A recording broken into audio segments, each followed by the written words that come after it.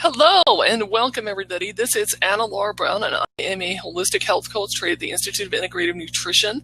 And specifically my specialty is allergies and how food affects things like your digestive system, your gut, things like people who have things like asthma, children with special needs that have challenges like autism or ADD, ADHD, or people that have to eliminate one or more foods from their diet. So things like gluten, dairy, are the most common, but there are other things too, things like corn and nuts and doing elimination diets and things like that. So together with Dee, we came up with this idea to do this chit chat about, originally we were calling it mental illness, but I've changed it a little bit to be called more mental health and behavior, to focus a little bit more on how to improve your mental health and your mind. And before we really jump in too much to this, and I'm going to have Dee introduce herself too, I want to make sure that I'm really crystal clear on a couple things.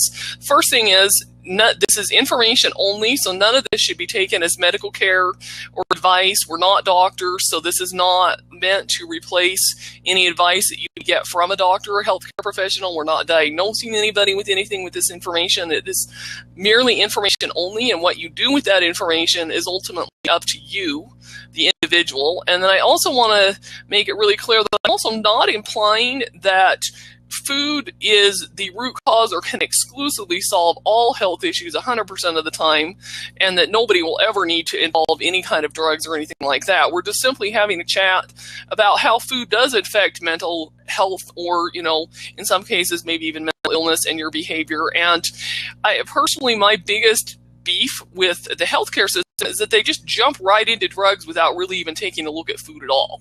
So the purpose of this conversation is more to invite you to take a look at how food does impact your overall behavior and your mental health state, and to realize that you should take a look at food first before you go jumping into drugs and other alternatives. So now that I've said that, let's have Dee go ahead and introduce herself, and then we'll get started with the meat of this presentation. I'm Dee Doans. I live in Atlanta, Georgia, and by profession, I am CEO of a public relations firm and talent agency. But I'm a lifelong holistic and healthy food advocate, and I'm an environmentalist also. And I would consider that probably my life's work, no matter what other profession I've done through the years. I am very much into integrating healthy living in with medicine when need be. And like Anna Laura said, I'm all for food being the basis of where you start to heal yourself, and then you involve medicine if need be. But since food is the most prevalent chemical that you put in your body every single day, I like to always start with that and finding solutions for things health related, specifically behavioral type disorders and mental illnesses. And that's a little bit about me. Awesome. Cool. So let's go ahead and get started with this. So the way that I thought that I would start about, with this is, first of all, we have said that we're talking about, how food affects you. So the first thing I thought that I would talk a little bit about is, we hear nowadays the term, everybody pretty much knows what food allergy is. And food allergies have skyrocketed a lot in recent years. You hear a lot more about, especially kids having things like nut allergies and nut-free or peanut-free zones at schools and things like that. Or, people being allergic to wheat or allergic to milk or corn or different things like that. But there's also what has come on the scene and has started to become more recognized by medical doctors. Not all of them still recognize it, but it's becoming more prevalent, and that is the existence of what's called a food sensitivity or food intolerance. And it's not exactly the same thing as an actual food allergy. So I thought that I would start a little bit by explaining a little bit about how those are different, and then if anybody has questions or comments or, wants to get some clarification on that, then we can move forward with the discussion, what kinds of health issues could be caused by if you have a food that is bugging you in this way. So an actual food allergy, and they can vary in severity, but if somebody has to carry around something like an EpiPen, they've got an actual food allergy. or, if they have a really severe and immediate reaction, what they call an immune global reaction, where they literally swell up, or, in some cases can stop breathing, can break out in hives, and it happens typically within 30 minutes of exposure to that food, then that is going to be what's considered to be an allergy reaction. Whereas a sensitivity or intolerance, what makes those things much harder to figure out, and what also makes it so that in a lot of cases they can be one of the causes of mental health issues and behavior issues and things like that, is that they're a little bit harder to diagnose to begin with. And we'll talk about that a little bit later on, about how to figure out if food are causing your issues, how to figure out if you have a food sensitivity or food intolerance. But they are a little bit more tougher, especially in the field of Western, or allopathic medicine. They have a little bit of a hard time figuring them out. There are some the more alternative or holistic healthcare providers have other ways that they can determine these. And you can do things like what's called an elimination diet. So that's where you take one or more foods that you think are bothering you and you don't eat that food for a period of time. So it can be, typically I would recommend with clients and people that I work with that they need to give that food up for at least 2 weeks in order to be able to figure out what's going on. Sometimes you may have to give it up for up to 3 or 4 months. And with a food sensitivity, the other thing that's tricky is it doesn't necessarily always mean that you can never have that food ever again in your entire life. Whereas with a food allergy, most people, they have to never eat it ever again. Whereas with a food sensitivity, sometimes people will be able to not have something for 6 months, a year, 2, 3 years, and then they'll be able to maybe eventually have a little bit of that food. And sometimes it's even a shorter time frame. It just kind of depends from individual. And so what happens is food sensitivities really affect your digestive system and your gut. And I've read several things, and including in a couple of books that I'm actually going to mention in a few minutes here, that have referred to the human brain as your second gut. So there's definitely very strong connections between your gut and your brain. And that is where the whole concept of how food affects mental health and behavior is, that your mental health and your behavior is determined by how your brain functions. And if your brain is your second gut and it is not getting the nutrition and the nourishment and the things that it needs for whatever reason, and it may be that you have a food sensitivity or food intolerance, or there may even be other reasons behind that, then you're going to have some health issues that are going to manifest there. Well, I'm glad that you differentiate between those two, with the food intolerance and food allergies, because I think people get very confused, and then they go to the doctor and see the allergist, and those allergy tests are very expensive, and they may be confused and not maybe asking the right questions. Also, I would like to jump in, just add that you didn't really hear about people having these food sensitivities years ago, and I take a class from a soil scientist, Larry Korn, and what has happened that's even much more serious than eating healthy food and having access to it is that the soil has changed through what we've been doing through conventional farming and all of these things. So a lot of what I think from my research and taking classes from Dr. Korn is that because we've messed up with soil, the wheat that we're eating now is like the same wheat from even our great grandparents' day. And because the soil, the bacteria is different, that's when you get the nutrients from the ground level that we're eating, all of us eating, including other animals. So once you screw it with the soil, now you have these people are having all these food problems. And so if we can get back to some natural ways of farming, not using so many pesticides, maybe you can kind of eradicate a lot of these food allergies and intolerances that you're talking about. Absolutely. And I think that's a big piece of it. I was actually looking, it's been a few months ago now, but there was a Facebook page for a company called Food Matters, and they have produced several documentaries on food and how food is being produced in America and how that's changed over the years. And there was a graphic that they put up on their page that said, are people increasingly allergic to food, or are we allergic to what's been done to our food?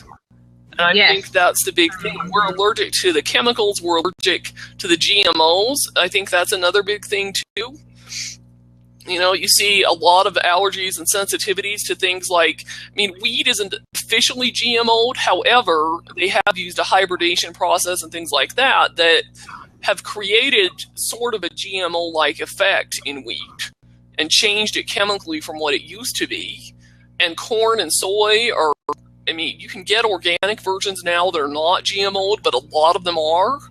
And, you know, there's talk about trying to GMO other foods. And the problem with that is that you're chemically changing that food and then serving us as humans a food that isn't the same as the original food. And so it causes our body to be like, what's this? You know? And so it's definitely a big problem, and I think that is a large chunk of the reason that we hear about food sensitivities and food intolerances nowadays. I do think part of it, though, too, is possibly a bigger awareness around functional medicine and the role that food plays as medicine, too. I think that is also part of it, is that a lot more people are waking up to the reality that food should be your primary source of medicine and not a drug that you get at the doctor's office. And I think that goes into, I was saying yesterday on another blast that doctors, and I know plenty of doctors, medical doctors, they only take one class on nutrition when they're in school. And I think that's a great disservice. You actually are practicing medicine on the human body, but you only taking one class on what the human body needs to sustain itself. That doesn't make sense to me. So, you know, you need to work with not only a medical doctor, maybe you get a functional medical doctor or a naturopathic doctor, which a naturopathic doctor, they get more time with the patients when they're in medical school, but they're pretty much equal, except they get a little bit more classroom time with the patients. And a medical doctor gets more of the clinical. But you can work with all these people along with the holistic nutritionist or dietitian to come up with something, especially when you're saying children that have the ADHD or people with bipolar, anxiety disorders and whatnot. You could probably come up with great solutions just dealing with the food before you having to necessarily give medication. And if you do have to give medication, then maybe it's not going to be, you know, such a high dosage of medication for some of these issues. Yeah, and the other thing, too, that I've seen and heard about is that if you change the food correctly, too, it can cause fewer symptoms and side effects with some of those medicines for kids that are on them. Yes. So, yes.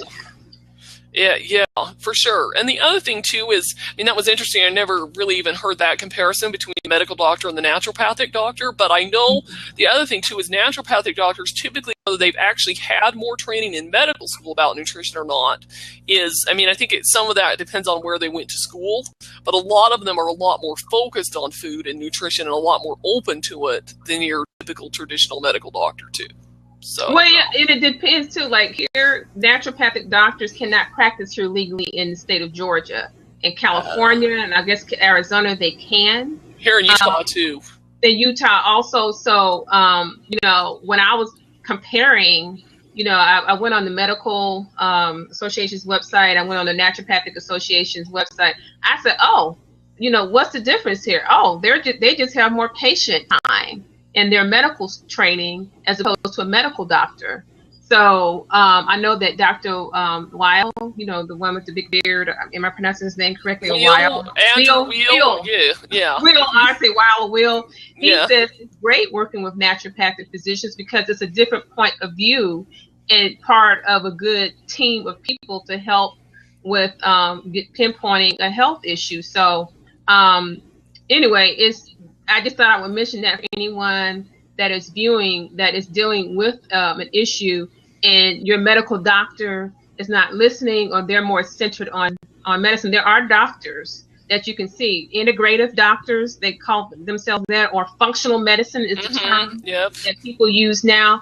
And then if you're in those states, Utah, Arizona, California, other places, then you can see a naturopathic physician and they are medically trained. The focus is different. And I believe also with naturopathic physicians, they they get more courses on nutrition, and they get courses on herbal and supplemental therapies and things like that. So that is the main difference. So you can look these items up, and maybe I can try to look up the websites that compare the two, so you can make an informed decision.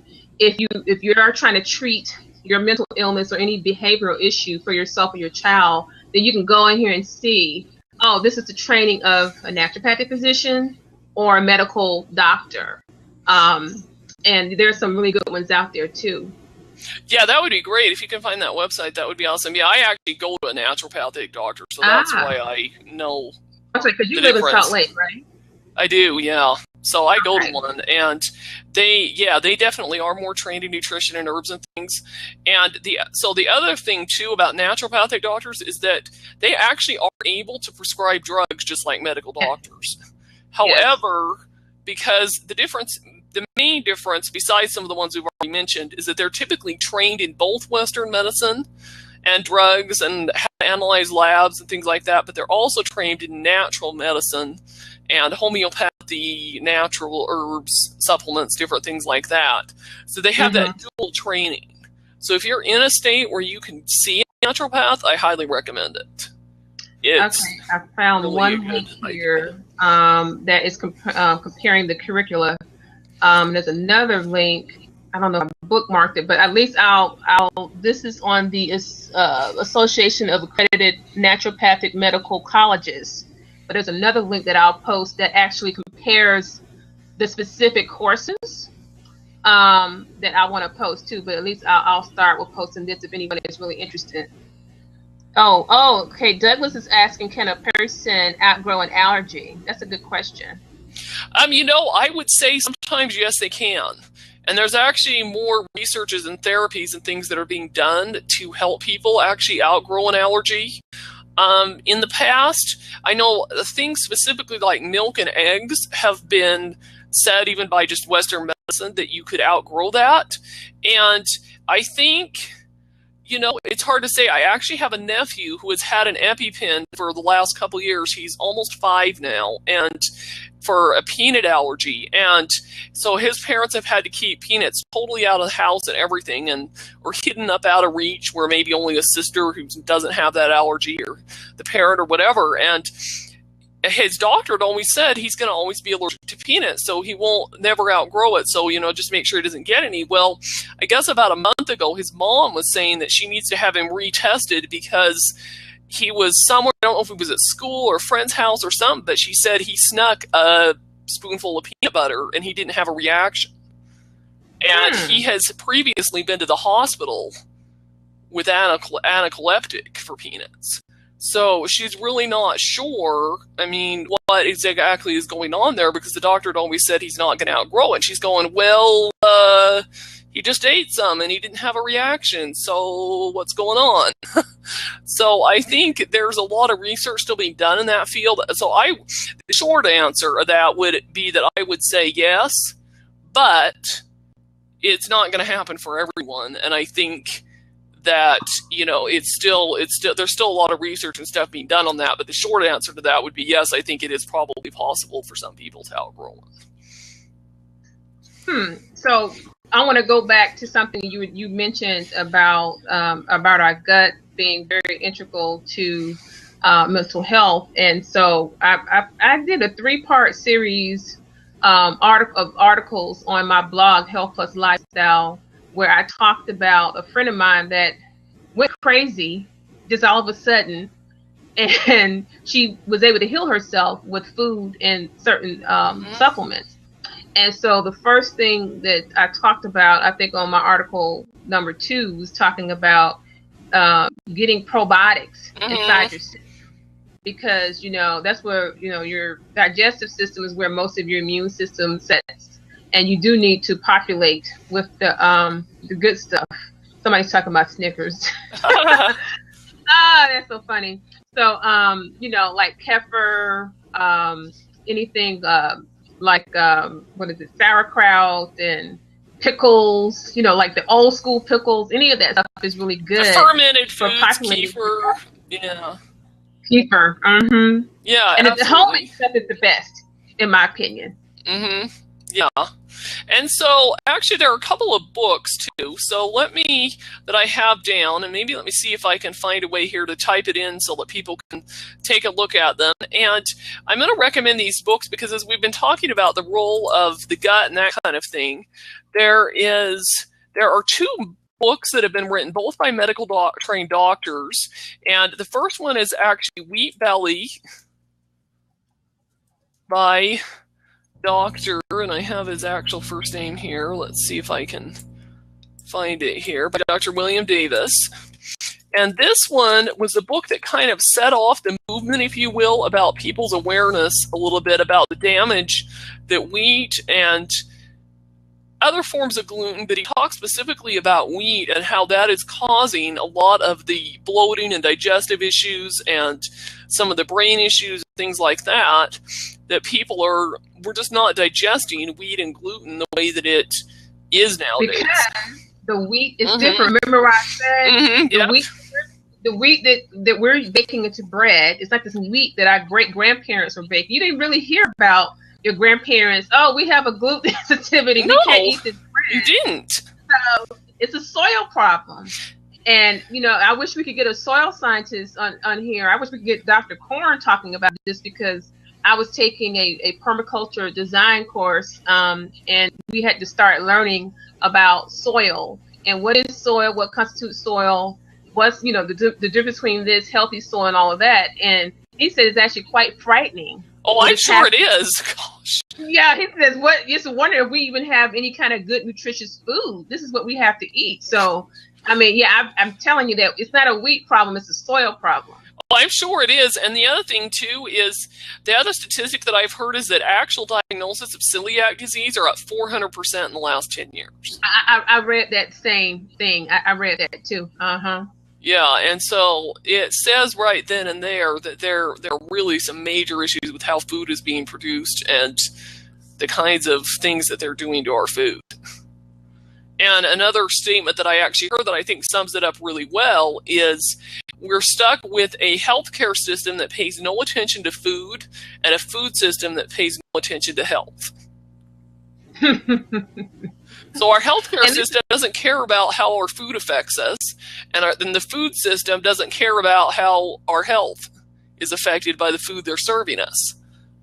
Well, I know it's interesting because I have a friend of mine that is a very well-to-do pain medicine surgeon, and I was telling him about some research on, you can use this to help people recover quickly after surgery, and I have been corresponding with a couple of doctors because my cousin's a doctor and all this. He was like, I didn't know that this food could do this and that. And I'm going, really? You didn't know that? I said, oh my gosh. And so he was taking notes for me. Yeah. And so we were at his house party, and one of his doctor friends that treats old people, he says, oh yeah, I heard about this, and this person researched this, and yeah, I always give all my patients this after, before and after surgery, and they heal 20% quicker. So they're up here taking notes and say, oh Dee, where'd you read this from? And I'm like, here, let me send you to Google Scholar. Here are the latest studies from this doctor on this.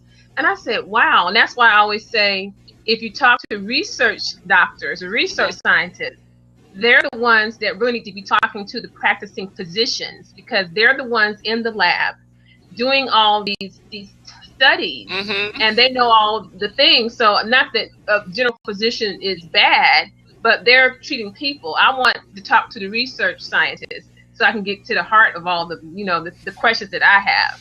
Oh, yeah, absolutely. Totally true. So then the other book that I wanted to bring up, because you really can't discuss anything related to food and mental health and your brain without bringing up this book, is the book Brain Grain by Dr. David, and I'm going to spell his name correctly by finding it, Perlmutter.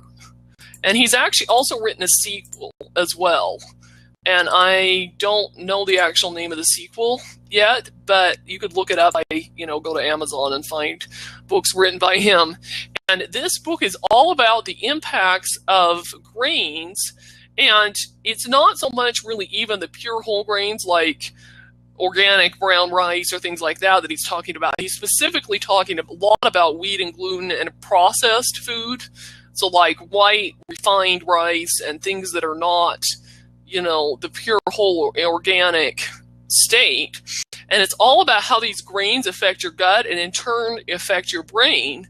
And there's a whole chapter in this book where he actually even talks about how his opinion is that a lot of the refined grains and the gluten and things are even causing things like Alzheimer's disease in some people.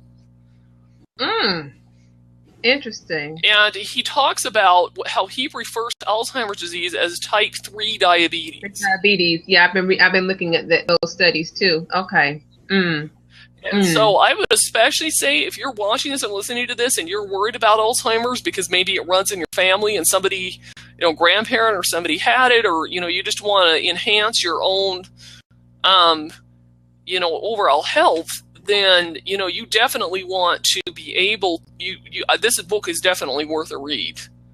And pretty much all the libraries should have it too, so if you don't want to actually buy it, you could check it out at the library and read it. But it's really something else when he talks about how the grains, but gluten and the refined grains are affecting people's brains. Now, these both are practicing medical doctors, or are they? I don't know if they're currently practicing. They both have medical doctor degrees. Okay. And they both have practiced in the past. But because of their fame, if you will, and their book just blew up on the New York Times bestseller list and everywhere else, I don't know to what degree they're both still practicing. I believe especially Dr. Davis was practicing when he first wrote the book. And it was based on a lot of his experiences with his client, or with his patients. But yeah, so they both have medical doctor degrees and they both have practiced in the past. And I believe, if I'm not mistaken, that Dr. David Perlmutter has a lot of experience in the field of psychology and psychiatry and stuff, too. Interesting. Thanks for those suggestions. I'm definitely going to look at those books.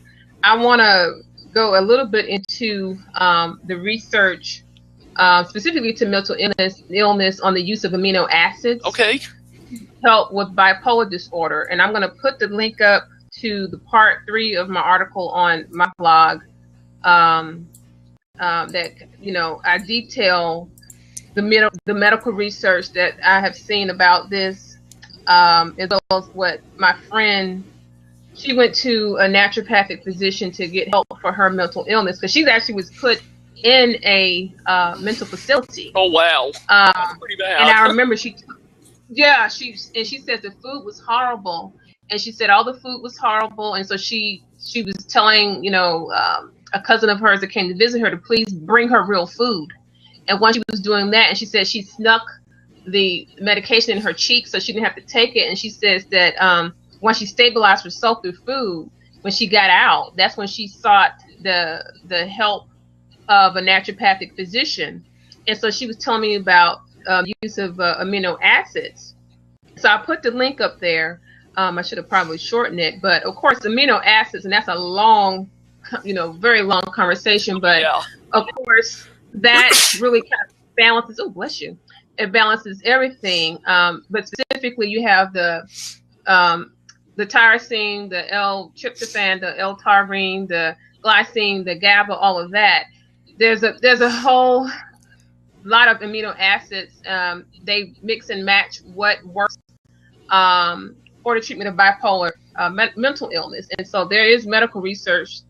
If you go to Google Scholar, you can actually look up on there all the current medical research around the world where people have been using this. And also, on another side note, they find that women that are taking birth control pills are low in the B vitamin.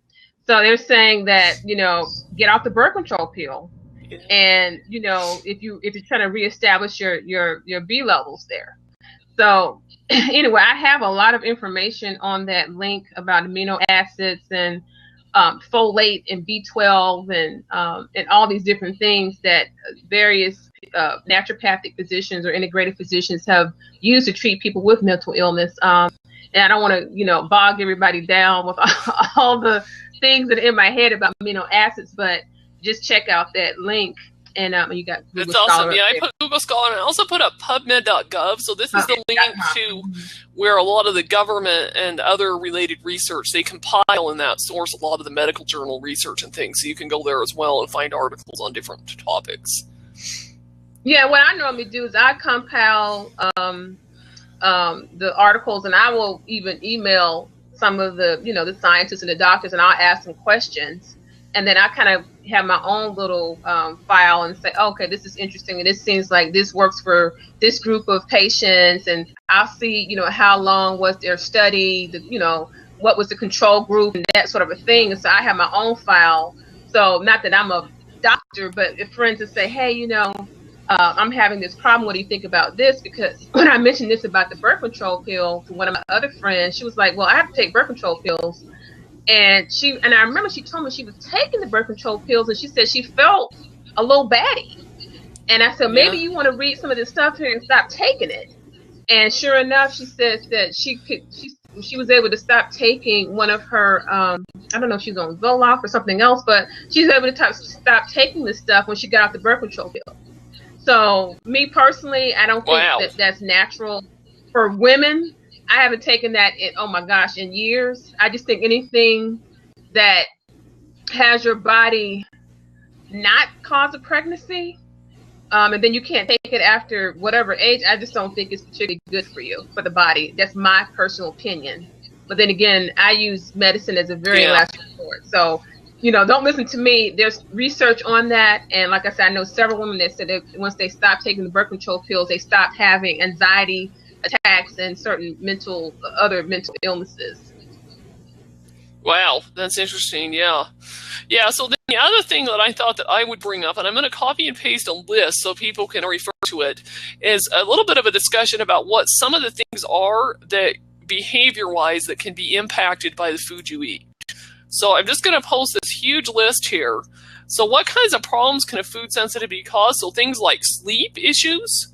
And I've actually read that there have been studies that have been done that have said that for some people, if you're having trouble sleeping, that might even be the only indicator you have that there's a food sensitivity. You might not have any other symptom. You might just have problems sleeping. And so if you are in that situation where you can't sleep at night, you really need to take a hard look at what you're eating. Also things like headaches, digestive issues, we've mentioned those already, restlessness, brain fog. So that's, the inability it's where you kind of feel like this cloudiness, and it's not really like depression necessarily, but it's kind of just almost this cloudiness where you feel like kind of almost this inability to really function. And difficulty concentrating, lack of focus, rashes, and skin irritations. And these are just some of the issues, some of the more popular ones, common ones, but there are others too, I'm sure. But so I thought that, I would just point those out. Okay, so Doug is asking, does a vegetarian diet affect mental health? And I was getting ready to type, but I'll just go say it out loud. Everybody is not meant to be all strictly vegetarian. So sometimes because I used to be a vegan for 7 years, and that was probably the weakest and the most crazy I ever was in my entire life. But now I do like 95% vegetarian diet, and I eat a little bit of fish, and that works for me. And I'm going to be positive. So I read the blood type diet, and I found out that I can't be, all vegetables with my blood type. And so I experimented. So I said, okay, yeah, I see that now. I was, my muscle tone and everything improved. So when people say, well, you got to be all vegetarian to be healthy. No, everybody has to do the diet that's good for them. So I don't ever believe in a strict anything. Some people do better with a little bit of red meat. I personally don't eat red meat, but maybe that works better for someone. I do think, for instance, people that are raw foodists that say, oh, everything has to be raw. Well, we now know through the studies that say that certain foods should be cooked. They can't be raw because it's hard for you to digest. And certain foods are okay if you eat them raw. So when I showed some of these studies to some of my raw foodist friends, they said, well, you don't know what you're talking about. This is what the science shows. Don't get mad at me. Especially women. Okay, so Douglas is saying that he's read that a vegetarian vegan diet increases the risk of depression, especially in women. I need to look at that study. I just know for myself, and they were telling me I was all kind of cuckoo. I did better just to do a blood type diet. And of course, my fitness, at one point I was doing like amateur bodybuilding. So I was doing a very vigorous workout program. Now I do more like yoga, and I'll do jump rope and doing things. I don't do quite as strenuous of a fitness program because I had a bad rotator cuff injury from lifting too high of a weight with the wrong technique. But I would say for people that are having anxiety problems and things like that, you do need to do some vigorous fitness, not just walking up the street. And then you do need to be very mindful of the diet. So I just think being a strict vegetarian is not for everybody. So I'm all for a balanced diet that works for you. Me personally, I can have 2 or 3 days of eating straight vegetables, and then 2 days where I'm eating a little bit of fish. I love salmon. We know that the omegas, the oil in that's very good too to fight depression. So fish is good. For me, and that's what I do. Personally, I mean, I'm not, of course, I'm not totally like a PETA person, but I'm always thinking, the animal.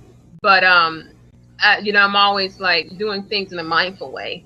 So, but that's a very good question, Doug. And that's why I said you working with a nutritionist or a dietitian, that's into the holistic elements of that. I think that's very important, especially like, and Laura is saying, if you're dealing with children before they're prescribed the ADHD medication or anything like that, work with people that know about the diet before you start just throwing medication at it. Yeah, absolutely. And the thing is, I'm very familiar with the blood type diet too, and I absolutely do. I totally agree with you. I don't think that there is such a thing as, and that's the thing that really bugs me the most about raw foodists, for example, or people that get up on some high horse and try to preach and act like everybody should be on the same diet, and that's just simply not the case. We're not all created to eat all the same foods exactly at the same time. And I'm actually a little bit the opposite. I'm actually A positive, so I actually could be vegetarian or vegan if I wanted to be. But I don't eat red meat either and haven't in years. And I'm actually pretty severely milk allergic. And I mean like actually allergic, not just sensitive or not just sensitive. But see, I don't do milk and cheese either. And I think most women, it's not really good to do the milk and the dairy and stuff either. Now a lot of people say that they drink the raw milk, unpasteurized milk, which is illegal for you to even buy. So a lot of the small farmers, they sell it as pet milk, and then people will take the raw milk and they'll make their own kefir and all that kind of stuff there too. And in my opinion, we're the only animal that goes to another animal for milk. Why are we going? I mean, you don't see a giraffe going to an antelope for some milk. I mean, I've never thought that was the way to go anyway. That's why women have breasts to nourish our young. And I just don't think you should be going to another animal for milk, not for a staple in your diet every day. Yeah, absolutely. So anyway, so me personally, I love salmon too. It's really good. I also like things like shrimp and, some of the fish. And then I eat quite a bit of chicken actually too. But that's pretty much, I'll eat turkey on Thanksgiving, but I don't really eat it the rest of the year. But I just, I really try to have a lot of vegetables and I try to maintain that balance between raw and cooked. I have, and just another interesting thing here too is I've actually studied and also been a patient with several acupuncturists in Chinese medicine. And if you know anything about that at all, they have what's called the yin and the yang, which is what they use to refer to maintaining a balance. And so somebody who is really into Chinese medicine would never recommend something extreme like a raw food diet because it's not balanced. You don't have, it's all raw food without any cooked food. So one of the main principles of Chinese medicine is that you have to have more or less an equal balance of the cooked and the raw. So, I'm not a huge fan of total raw food diets for a lot of reasons. But, that's kind of a little bit off topic here. But it looks like, so we have another question here actually too, yeah. You see how does the food affect our hormone production? I'll let you answer that. I think there's a lot of studies out there for a lot of things. I think milk, that is actually one other good reason not to drink cow's milk, is because there are hormones and things in cow's milk. And without getting too scientific or complicated, the main way that the food you eat affects your hormones is that certain foods actually have hormones in them. So for another example would be soy. Soy products actually have estrogen in them. And as a result, are really not great in large amounts, especially for women or women who have like hormonal issues, because eating that estrogen that's in that soy can help increase your estrogen production. So that's really the short answer, is that some foods actually will affect your hormone production because of the hormones that are in that food, and you eat it and it gets into your system. Now, that's a very good answer. Now, I'll do a rundown a little bit of some of the things that my friend took to heal herself without taking medication. Now, I think it took her about 2 months to totally wean off of whatever medication that she did have to take. But I did mention before about the amino acids. And so she got a custom blend from recommended by the naturopathic physician that she was seeing. So I don't know the exact mixture of that, and I did not post that on this blog post because I don't want people to be trying to treat themselves, especially if you're locked up in a facility. You need to be under the care of somebody that can make sure that you have the right balance of these things. She also took, she stopped taking birth control pills. She took a West African extract that has the 5-HTP, which is amino acid, and that's called Griffonia simplicifolia extract. She took fish oil and even primrose oil, which a lot of women do for calming themselves down. She took about 10 grams of cod liver oil every day. She also ate foods high in folic acid, folate, like broccoli, okra, asparagus, bananas, melons, lemons, that sort of a thing. But she also took a B complex formula. So she ate a lot of fermented foods, pickles and sauerkraut and things like that. And she got a B12 shot a couple of times a week. So, in a B complex formula, you're going to have your B1, 2, 3, B5, B6, B7, B9, and B12. And that's kind of like a summary of what she took. Because like I said, she sent me the complete thing that she took, and that's why I'm not posting that, because people will be trying to doctor on themselves, and I'm not trying to have somebody hurt themselves. So yeah, absolutely. That's kind of That's a good point. And another thing too that I was going to mention on the raw milk, that is true that for the most part it's pretty much illegal. The interesting thing though is that if you have your own farm and you are selling additional products, or if you have a store that's connected to a farm, they actually can sell it. So we actually have a store here in Salt Lake, at least here in Utah anyway, but I don't know about other states, but we have a store here in Salt Lake City that sells raw milk. And they are connected to a farm. In fact, a whole complex of several farms. And so they actually are allowed to sell it, but you actually have to sign a waiver when you buy it, which I thought could be pretty interesting. Here in Atlanta, it's only labeled for pet usage only. So, it was interesting because I was going to try to make some homemade kefir. My mother died from leukemia about 3 years ago, so she was going to try to take this, and she was like, well, I'm not taking this. It says for pet usage only. I said, well, Mom, your parents did not have pasteurized milk. They were like a little, farm with a little outhouse, whatever. I said, as long as the animal is in a clean environment and the person that is milking the cow, everything is clean. This is what people have been doing for centuries. This is what nomads do, and indigenous peoples. So I said, no. And so she freaked out. She didn't want to do it. Yeah, absolutely. Yeah, I can see that. But anyway, here in Salt Lake, the store that sells it, it's not labeled for pet use only. They tell you can drink it, but you have to sign a waiver. And the only reason they're allowed to sell it is because they're connected to a farm. Now, just to point out, Doug, who's been asking questions, he actually is a chemist. So maybe, Doug, you want to come on and give us your take on some of the things about the chemical reactions in and the human body or whatever with food. And I mean, your take on some of this stuff. I don't know if you want to jump into a seat, but anyway, he's one of the scientists that I've been talking to the last day or so on other blabs. If you want to jump on. Oh, somebody's saying you can buy raw milk directly from a farmer, but not at a retail location in Minnesota. Ah, interesting, Tony.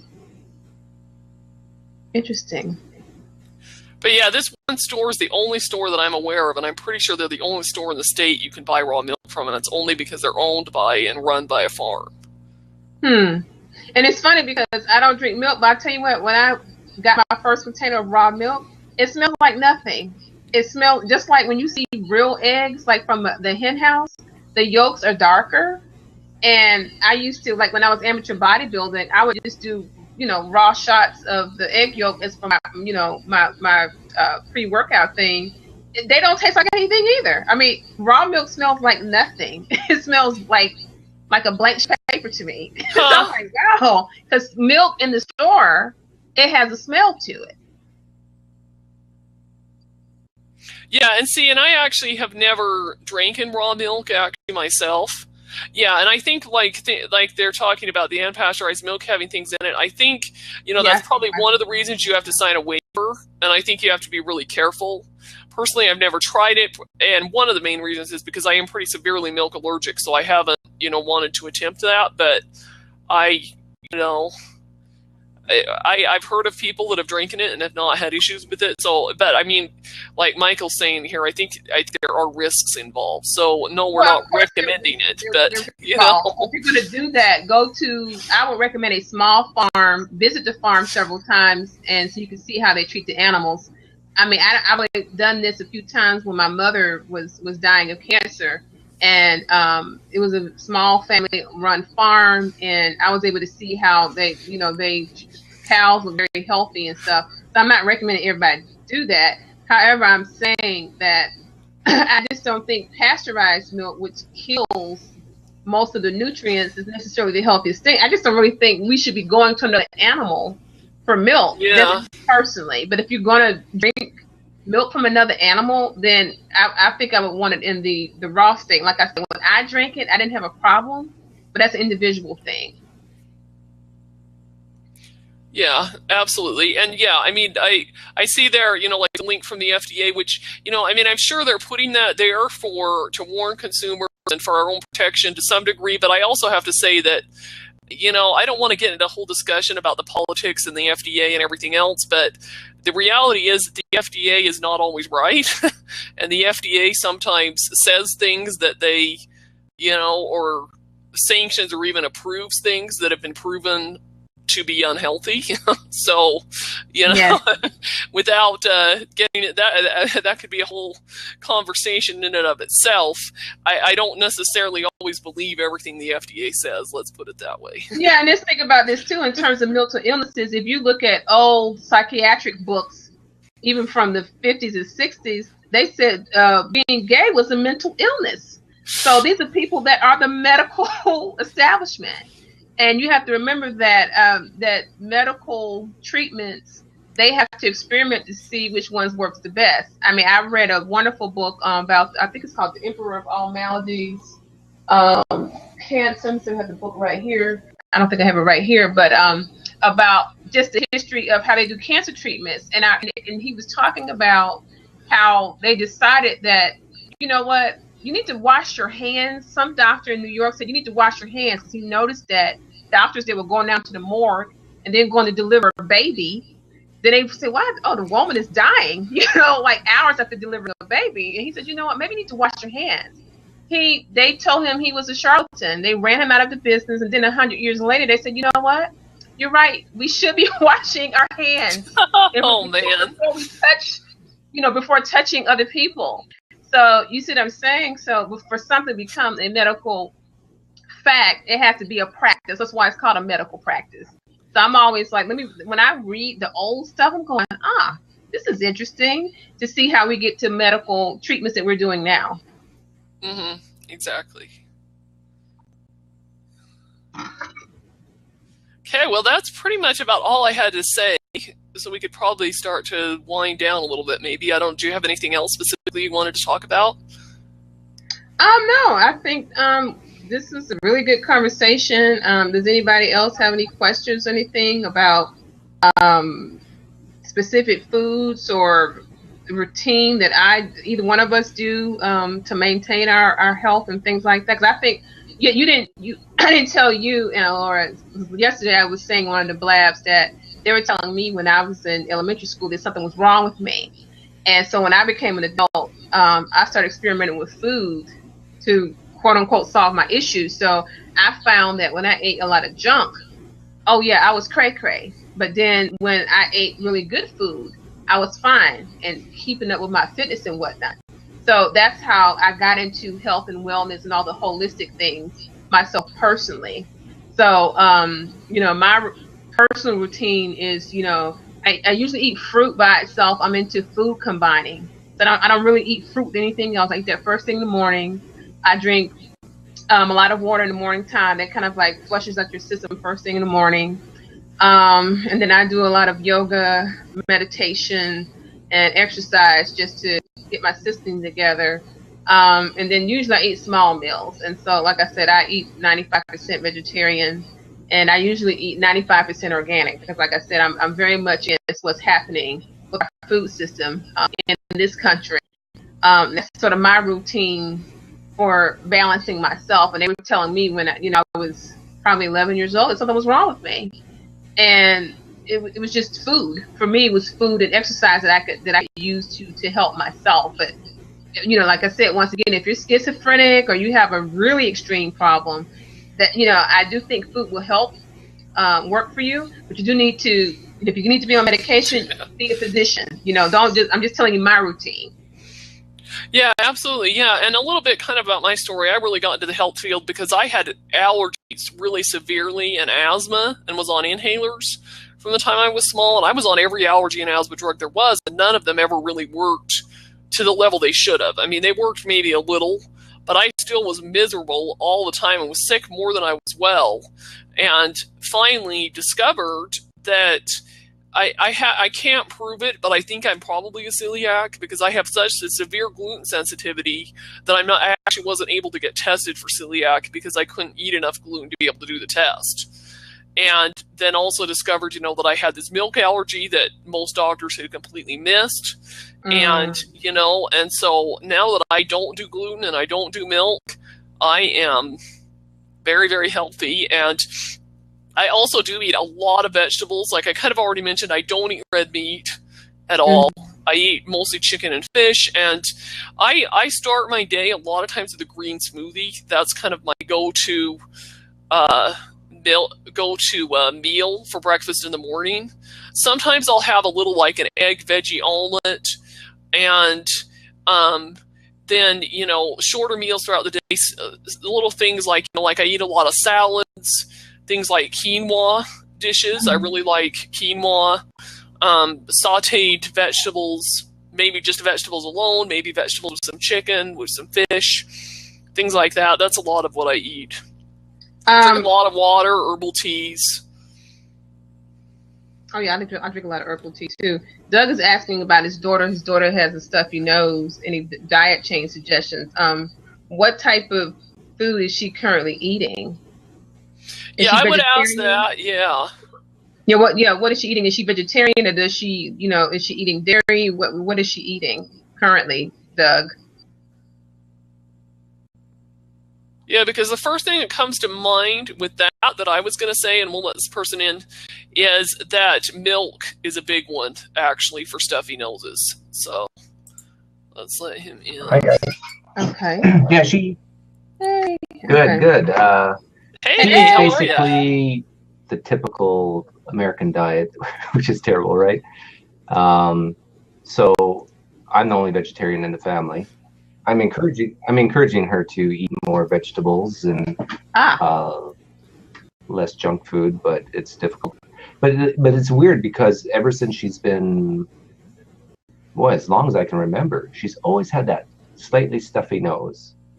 It's not that bad where she's constantly irritable, but it's like you notice that she's always blowing her nose. She always feels congested a little bit. And I'm wondering if it has something to do with diet or, I don't know. Yeah, so the first thing I was going to say is I would try milk, have her give me up milk, because that is actually one of the symptoms of a milk allergy. And then the other thing, too, that I was going to say is if she hasn't been to an ENT, an ear, nose, and throat doctor to get looked at, I probably would have that. They couldn't find anything, and it doesn't seem like she's allergic. But yeah, I don't think we've actually tried for a prolonged period of time cutting out all dairy. I would be tempted to put her on a vegetarian diet just for a week or two and see what happens. But that's really hard for a 13. Yeah, you can try that. Yeah. Oh yeah, that'd be very difficult for her. And not complain. But like, yeah, I mean, I guess the only reason I brought up the ENT doctor is because I actually had surgery because I was so clogged that I had really big sinus septum deviation, and I actually had to have the surgery. So, and once I had that did actually clear me up quite a bit. So, And then too, like a lot of that box stuff. Like I know my when I was married, my stepdaughter, she loved the box macaroni and cheese and all that box stuff, and she was always sneezing and doing all that stuff too. And so I said, let's do a test. Let's get off of all this stuff. And within 3 weeks, she stopped all the sniffling and sneezing and stuff from just the cheese, the milk, the box Kraft macaroni and cheese. She liked any of that little box stuff she liked, and we just took that off of the menu, at least when she was at our house when I was married. And it solved the problem. But when she got back home, it was like, ooh, I'm sick again. So, I mean, process another point I was going to make. I wonder if urbanization has been a big factor in the increase in allergies in the West, in the United States. Because I was raised on a farm, and it seemed like I'm not allergic to anything. I can basically, I can put my head into a dust bowl, and it seems like it doesn't affect me because I was raised on a farm and constantly had allergens all around me as a kid. But my wife, who was raised in a city, it seems like any little thing, she's like sneezing, and so I'm wondering if that's a big part of why we've seen an increase in allergies in the United States, is because more and more people, like I live in the city now, a lot of children of farmers no longer live on a farm. They kind of move to cities, and so the family farm is kind of dying out.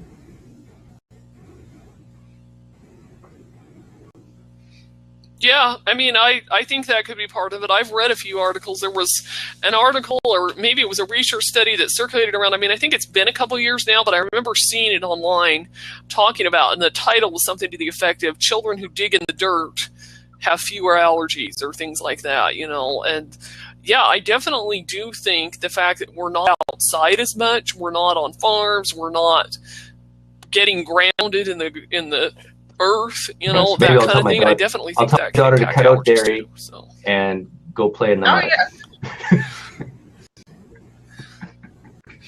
She's 13, so she won't like those ideas. How old is she? She's not gonna want to play in the dirt. That's so funny. That's funny, yeah. And another thing I also might want to point out, in case you're not aware, is if you get a lot of resistance about, she loves her mac and cheese and some of the, the processed box stuff, there is a company out there called Annie's that you could research that has created organic macaroni and cheese and some of organic versions, some of the popular stuff that kids like, that is a healthier alternative to processed stuff. I mean, I think ideally it would be better if she didn't have it at all, but in the beginning, if you need to kind of wean her a little bit, maybe try, some of the Annie's brand or some of the more organic stuff first to try to just, get her say, okay, let's try this, and then gradually, slowly taste, right? wean her off. If it doesn't taste good, they're not going to eat it. And so, when I became a vegetarian last fall, I was starting to look at all the veggie burgers out there, and a lot of them taste horrible. But there's but there's a few. There's like Yes, one or that's two true. brands that I found I that agree. I think taste better than a lean Angus burger. It's like they're juicy, they're thick. They even put like the grill marks on them, so it looks like it's off the grill. And so sometimes I try to, in order to get my kids to eat more veggies, I kind of trick them and don't tell them that this is vegetables instead of meat. And sometimes I can fool them; they don't know the difference. But yeah, it's all about taste. If the food doesn't taste good, it's going to be really hard to get my kids to eat it. So, but anyhow, great topic, guys. Well, all I can say is my sister serves her kids the Annie's macaroni and cheese and some of the Annie's graham crackers and things all the time, and her kids love it. So I've heard that stuff tastes pretty good, and it's organic, and they don't use the white refined flour and stuff. So just something to look at if you're having a child that still wants to eat their macaroni and cheese and stuff. Okay, ladies, I'll let you go. Thank you, Douglas. Thanks for joining. Thanks. So anyway, I think maybe we're just barely past an hour now, so that's probably long enough. So I was thinking we could just kind of conclude a little bit and just maybe tell people how to get in touch with us if they want to do that. So I'll just kind of type my blog down here. For me, it's pretty easy to remember. It's just my name, so it's annalaurabrown.com. And if anybody wants to get in touch with me, I do offer a free wellness consultation. If somebody's got some questions or issues, things that they would like to contact me about, or, and I have worked with children quite a bit too, so, I definitely can help in that regard too, so. Okay, so I'm going to put both my websites, because, I don't do anything as a business per se for health-related stuff. I do have NatureWise is one of my clients, but I'm not a health coach or anything like that. I'm a publicist that just happens to like health, so I'm going to put my health blog, and then which you all have the main link from the that article, and then I'm going to put the chat. And so if you all want to ask me any questions or do a blab or Periscope, feel free, and you can email me any questions. Find me on Twitter, find me on Facebook. I'm very active, so anyway, I appreciate you joining. And put up our social media links too really fast before we get out of here, and then people want to follow us on our Twitter or Facebook. They can Doug, I've already started following you. And let me see here. What is my Twitter is pretty easy. I don't know why I can't find it. Let's see here.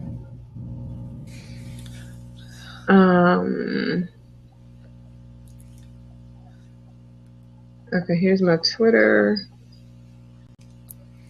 And then let me see, my Facebook. Let me see, which one do I have? Because I got so many social media things. I'm all over the place. Let me see which Facebook. Well, I'll give everybody my my health one, because we're talking about health. Let me just get the right link. Okay, hold on here.